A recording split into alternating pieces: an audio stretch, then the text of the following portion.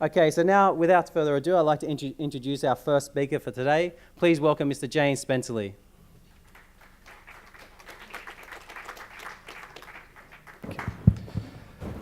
Thank you, everyone. So today I'm struggling for what to present because I'm a fund manager now. So I thought I'd take you through a little bit of the way that we look at businesses and the way that we create our fund and we look at opportunities.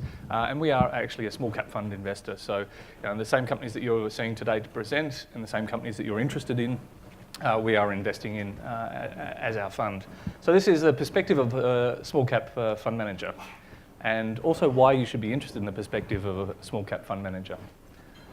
So MHOR, my business, we established it in August 2016, so about 6 months ago. We specialise in small companies, so that's everything outside of the ASX 100. People define small cap as very differently, but that's our definition. The unique combination and the reason that we exist is, I built a business, Vocus Communications, which grew from $25 million market cap to ASX 100 at sort of peak at $5 billion. During that period, I went around and I saw every single small cap manager there is, and I saw them twice a year, 3 times a year. So I have a very different perspective on, I've sat on the other side of the table to funds managers. My partner Gary has been a fund manager for 6 years in Australia, has an excellent track record. So we've got the unique combination of a fund manager and someone who's actually built a business. So we get a unique perspective, I think, on evaluating companies and the growth that they're going to go through. So Gary's 14-year investment management, 6 years running a $1.2 billion fund here in Australia called Renaissance. He had a compound 12.7% outperformance against the Small Ordinaries Index. He's a technology specialist, certified chartered accountant, and a mechanical engineer. Gary's performance has been stellar over the years. If you'd invested $100,000 with Gary in 2010, that would be worth $220,000 based on his trade data for that 6-year period.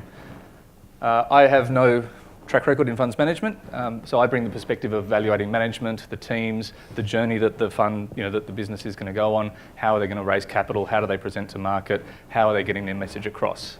So my background is Vocus Communications. We had a 1,600% total shareholder return in our listed period.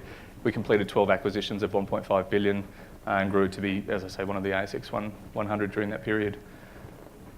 So I'll talk now rather than promote myself, which is what that was. We'll promote the business. We'll talk about what we look for in small caps.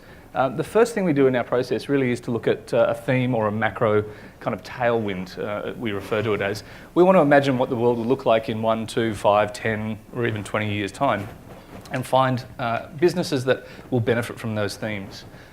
So there are always ups and downs with businesses, and especially with small cap businesses. There's smaller management teams. Things can go wrong, but if you invest in a business with a tailwind, with whether it's regulatory or product or some form of tailwind, those sort of speed bumps that you get with any business get smoothed out if you've got a strong tailwind. We want to see a quality product. It's something that people need to buy. We saw 200 companies in February, and there's so many businesses that just don't have products that really need to exist. They're nice and they're kind of clever, and you think, wow, it's a great idea, but I don't need to buy it. So we look for things that people need to buy or people will need to buy in the future.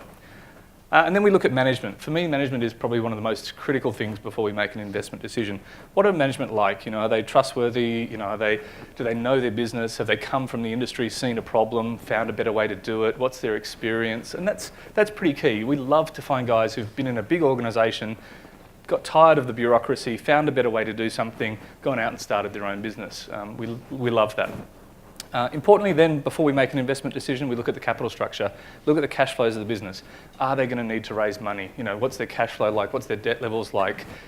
Map out 2 years of cash flow, work out if they're going to raise money, when they're likely to do that, because we don't want to invest in a business the day before they go and raise money, or we don't want to invest in a business where they're just going to struggle to pay their debt down. And then valuation comes into it. Obviously, as we all want, we want something that's undervalued. So to give you a couple of examples, I thought this might be useful about the way that we've approached a couple of sectors. For us, childcare is a great thematic. It's a must-have service. Typically more babies are being born than childcare places are being created. So there's great supply-demand at the moment. Housing prices are increasing. That leads to more women needing to join and rejoin the workforce, again leading to more demand. The positive government subsidies, so that it reduces the cost significantly. It's unpopular to take these subsidies away, which is really key. A lot of the great investments have been in aged care, and the aged care has been exploited. People have been, ultra earning, I suppose, given the government subsidies. Now that's a problem. Government takes that away. Suddenly share prices collapse. But you can't ever imagine that the government or any government would like to take away subsidies on childcare. There's a positive GDP contribution for childcare. It's proven that every woman that goes back to work actually creates more GDP than the government pays for the subsidy. And these are micro businesses, and this is important in today's Trumponomics, Trump Twitter kind of world we live in. You don't want a business that's can be blown away by a single tweet from Donald Trump. So these are micro businesses. Even, each childcare is a micro business. You might have the largest operator, let's say G8, with 500 centres, but each of those centres is a micro business.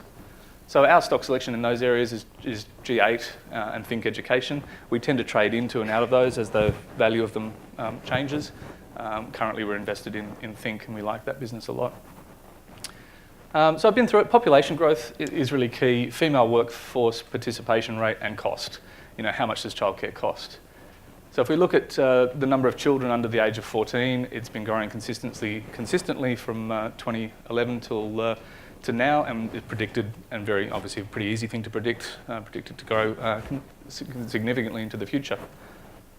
If we look at participation rate, it's flattened here a little bit. The government's proposing to actually increase the level of subsidies from currently sort of around that 75 to 90% for low-income workers. So that should stimulate more people, and that sort of an artificial cap should go away. And if you look at this, is a really interesting one. This is the actual cost, the gold line that's going up and to the right. That's the actual cost of childcare in gross terms, and the blue line that's kind of got the sawtooth there is the net cost, so after subsidies for the childcare, versus inflation, which is kind of in the grey area there, and household income. So as you can see, it's now actually cheaper to put your kid into childcare than it was kind of 7 or 8 years ago. And at the same time, you've got your wages, which is the dark blue line, going up. So an incredible strong macro theme for this industry. Next, the one we like is a theme and how we think about the world is cloud storage. Everybody's storing stuff on the cloud. The concept of putting it on your hard drive today is just gone. People are using Dropbox, Google Mail, iCloud, Amazon Compute for more, for business users. That compute needs to live somewhere, and we think that's in the data center. So NextDC is a listed stock that we think is the pure way to play the cloud. There's other ways to play it. There are resellers of Microsoft, and they don't own the infrastructure. Microsoft might cut them out. Microsoft might grant 10 more licenses. But NextDC is the actual physical piece of infrastructure that will always be there, and people will always need to put their equipment in there. Some interesting stats. Every day we create 2.5 billion gigabytes of data. 90% of the world's data has been created in the last 2 years. We create 10 million Blu-ray discs of data. These discs, when stacked one on top of the other, is actually 4 times the height of the Eiffel Tower. That's every day. So the data isn't going away, and the most important thing is we're actually not deleting data. The concept of deleting stuff anymore is gone. So the increase in data is huge. I was really surprised to find that our Dropbox plan that we use at MHOR is $27 a month for 3 users. And this is the part that surprised me, was as much space as you need. In the standard plan, you get 2 terabytes. This is unlimited space. So the thematic for data growth is enormous. So that data has to live somewhere. Where does it live? Data centres. So these are NextDC's facilities in Melbourne. You can see the sheer size and scale of this thing. And that's literally where the cloud goes to live. Microsoft, Google, all these guys, Amazon are clients of NextDC. So that translates into earnings growth and revenue growth. This is a left-hand side chart there is the NextDC revenue line. So you can see incredibly consistent. This is a real thematic. You can see it translating through into revenue.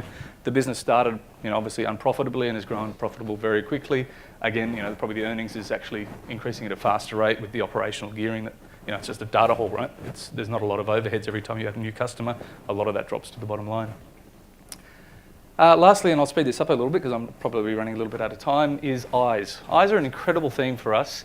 We've got an ageing population. In the last 5 years, since 2000, the average life expectancy has gone up by 5 years. That's an amazing stat. But the interesting thing is, while we're keeping people alive longer, you can't actually while you keep yourself fitter, for example, to live longer, you can't do anything for your eyes. Your eyes deteriorate at a fixed rate. That doesn't improve at all. The amount we use TVs, computers, iPads is causing eyes to deteriorate at an even faster rate than it has historically. So we're living longer, but we're treating our eyes worse. The end result of that is, for example, in Shanghai, 80% of students in Shanghai are now short-sighted. That's a phenomenal stat. So we think there's some incredible ways to play this theme. The first one is glaucoma is a big issue. Glaucoma, and I'll rush through this a little bit. Glaucoma treatment currently is, and this is from a company called ELX that we've invested in. Currently, they install a stent in your eye to remove the pressure within the eye. I mean, it's an incredibly intrusive operation. No one likes to have stuff done to your eye. They cut your eye open, stick this stent in, you go away, and your glaucoma's fixed.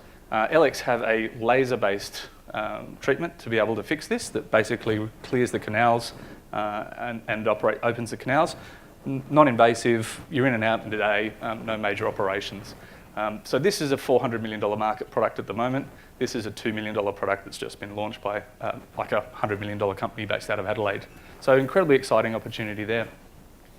Macular degeneration, this is, again, with the ageing population, thematic incredible.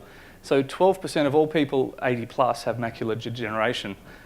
Now, the way to treat macular degeneration is pretty scary. It's an injection into your eye every 2 weeks. And if you don't do that, your sight will deteriorate until the point of basic blindness. ELX have a solution to do that with a laser. So that's every 6 months, recurring revenue, incredible solution, and improving the lives of people with macular degeneration. Visioneering is another one we like. Visioneering is IPOing. It's actually going to list 19th of March. The IPO is closed, but that will open up for trading. We talked about the short-sightedness. Myopia is short-sightedness. If you look at South Korea, 96% now of all young adults are short-sighted. These are astonishing stats. These guys, Visioneering, have a bifocal, one of the first in the world, and arguably the best, bifocal contact lens. So if you are long and short-sighted, if you're short-sighted and move to long-sighted, you can't actually wear contact lenses. Whereas with Visioneering, this is the first contact lens that people that are both have both issues can wear. So the market size just in the US alone, where the short-sighted penetration is probably only about 20 or 30%, is 3.4 billion. And then you think about China and Southeast Asia and all of these countries with much higher penetration rates with kids. It's an astonishing product. Basically, people get short-sightedness, which you can't wear contact lenses for, over the age of 40. Everyone gets it. It's just it's one of those facts. So this is an incredibly exciting business. Again, the rate of short-sightedness in the population is just increasing pretty significantly. So that's kind of the way we think about the world. We look for thematics, we look for great businesses within that, we look for strong management teams, and when all of those sort of come together, that's when we invest. And we find typically, for us, we invest in about 30 stocks at any one point in time. And we tend to find, again, if you've got a good thematic, even when there's road bumps along the road, those thematics tend to take care of the small issues that you get with businesses along the way. So about our fund, the minimum investment is $20,000. We're benchmarked against the Small Ordinaries Index. We can hold 25 to 75% stocks. We're pretty conservative. We only invest up to 10% in any stock, and we can invest 20% in pre-IPO. We've done one pre-IPO investment, which we exited in December. We like to have a lot of flexibility, so we keep up to a 50% limit in cash. If we can't find those good ideas, if we've got a thematic but we don't have a company that we think has got good management, we don't invest. So we're not being forced like most funds to invest our money. We're long only, no leverage. You can join our mailing list. We've got about 1,000 people now on our mailing list. It's really simple. You go to our website and just punch in your name and email address. We publish our monthly data reports there. We also publish some thought pieces on different sectors and industries from time to time. And of course, if you want to invest, then there's a how to invest page on the website as well. It's open to retail and wholesale investors. Partners, we built with obviously big decent companies in our back end: JP Morgan, Custodian, Deloitte's. Equity trustees is our responsible entity. So look, anyway, apologies for rushing through that. It's a limited sort of amount of time, but I hope that was useful. We like to think of investing as partnering with the businesses we invest in, and really excited to see a number of really cool small businesses and small cap businesses here today. Thank you for your time. Cheers. Cheers.